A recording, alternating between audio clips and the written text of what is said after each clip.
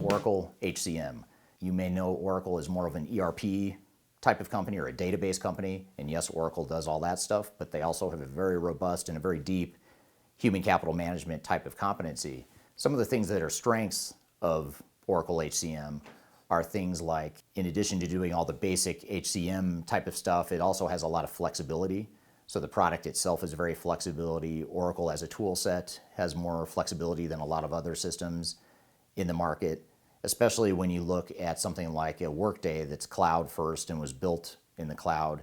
Oracle tends to have a tool set that allows a bit more flexibility and ability to be nimble and pivot in terms of how you use the software. There's also the advantage of being owned by Oracle. Oracle is a massive company with a lot of R&D dollars, and they're very innovative as a company, and they're investing in new technologies like artificial intelligence, Internet of Things, blockchain, all this other stuff that may or may not be relevant to you now, but it does point to a roadmap for HCM and Oracle in general that suggests that the technology will be at the forefront of technology in the future. Oracle HCM and Oracle in general is very good at analytics too. So if that's something that's of value to you, that you want to be able to use predictive analytics and reporting and have real-time visibility into the health of your workforce and the statistics behind your workforce and what your needs might be in the future, Oracle can be a great solution there. In addition, it also provides full ERP capabilities. So if you are leading with HCM, you have the comfort of knowing that it can also handle financials and supply chain and manufacturing and other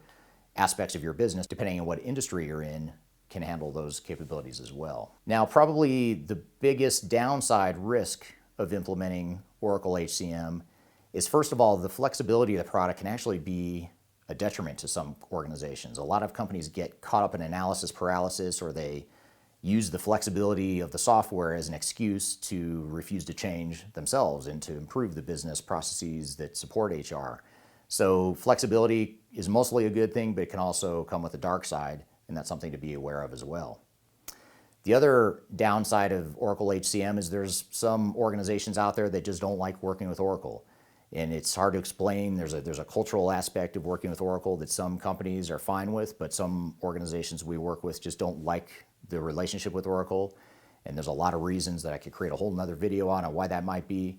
But it is something to be aware of, that Oracle has a very unique culture. They're a unique company to deal with. And while they have a certain number of strengths and there's some great products that they're offering, it's important to be sure you're comfortable with the overall relationship you might have with Oracle. But having said all of that, looking at the pros and cons of all the systems out there, that's enough to land Oracle HCM at number 1 on our list.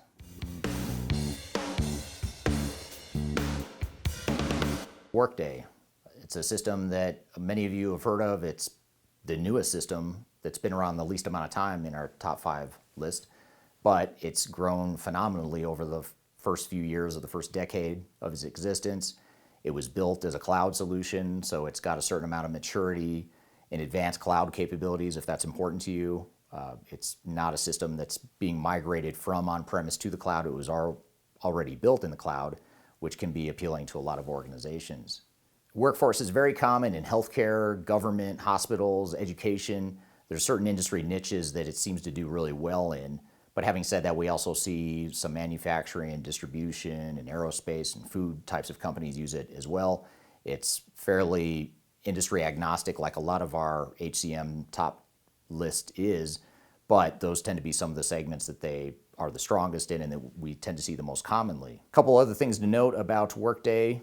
They are an HCM first type of system, but they have in some ways become sort of the Salesforce of the HCM space. For those of you that don't know, Salesforce is a CRM or customer relationship management system that's cloud-based.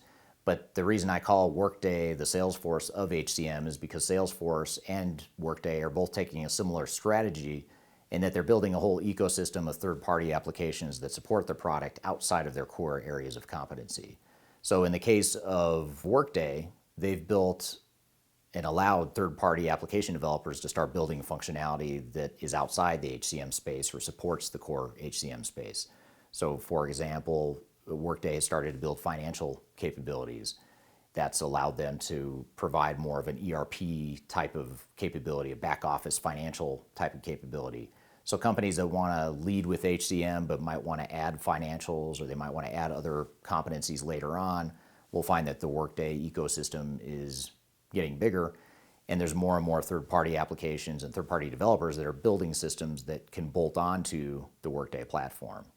Now, probably the biggest risk and the biggest thing keeping Workday from being at the #1 slot in our list is, first of all, the track record. They have less of a track record than some of the other systems in our top 5.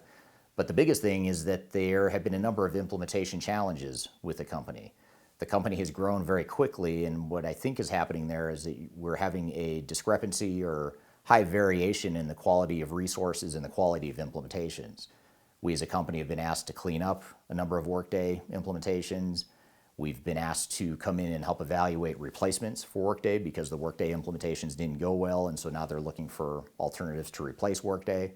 So that is still a minority of the time. A majority are not in that situation, but relative to the number of installations that Workday is seeing, there appears to be a higher number of troubled Workday implementations.